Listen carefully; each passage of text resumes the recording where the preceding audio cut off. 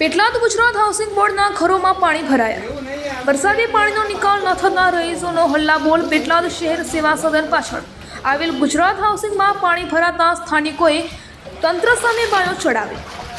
આણંદ જિલ્લાના પેટલાદ શહેર ગુજરાત હાઉસિંગના મકાનોમાં વરસાદી પાણી ભરાયા। લોકોની મુશ્કેલી વધી। ગુજરાત હાઉસિંગમાં રહેતા 16 મકાનોમાં વરસાદી પાણી ભરાયા। પેટલાદમાં વરસાદ વિરામ લે કલાકો વીત્યા છતાં ગુજરાતી હાઉસિંગ સોસાયટીમાં વરસાદી પાણી ઓસરતા નથી।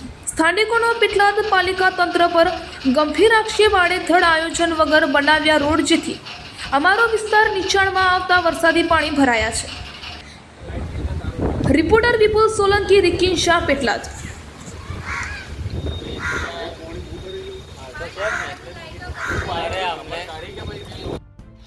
हमारे बहुत टाइम से यार, समझो तुम अभी 10 जगह जवान से।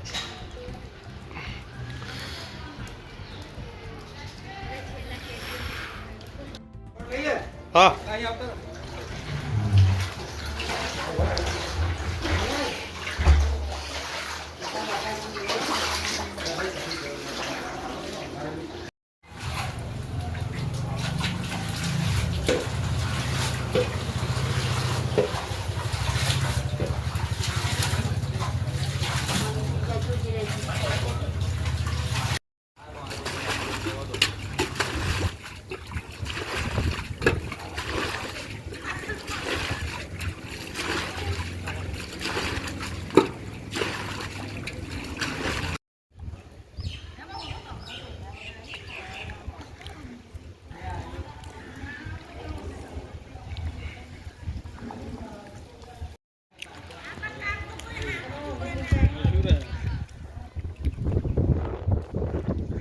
આમ કહું છું ખસો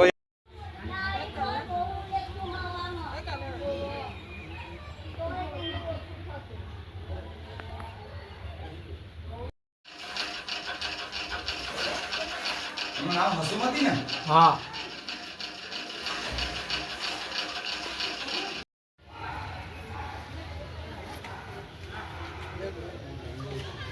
ભાઈ જોઈ લીધી બાજુ ભાઈ તો આટલું છે ને બે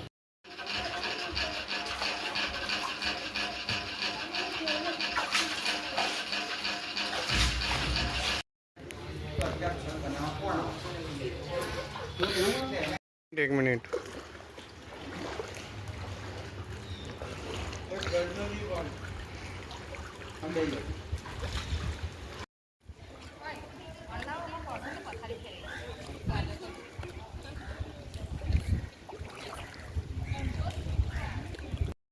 ગુજરાત હાઉસિંગ બોર્ડ પેટલાદમાં છેલ્લા 3 દિવસથી વરસાદી પાણી ભરાયા છે, પણ તંત્ર દ્વારા કોઈ પણ એનો નિકાલ કરવામાં આવતો નથી। અને અત્યાર સુધી તંત્ર દ્વારા કે નગરપાલિકાના કોઈ કર્મચારી કે નગરપાલિકાના કાઉન્સિલરો કોઈ જોવા પણ નથી આવ્યું અહીંયા આગળ, અને આગળથી ફોટા પાડીને નીકળી જાય છે, પણ અહીંયા 3 દિવસથી પાણીનો જે નિકાલ કરવાનો છે એની કોઈ પ્રક્રિયા કરી નથી।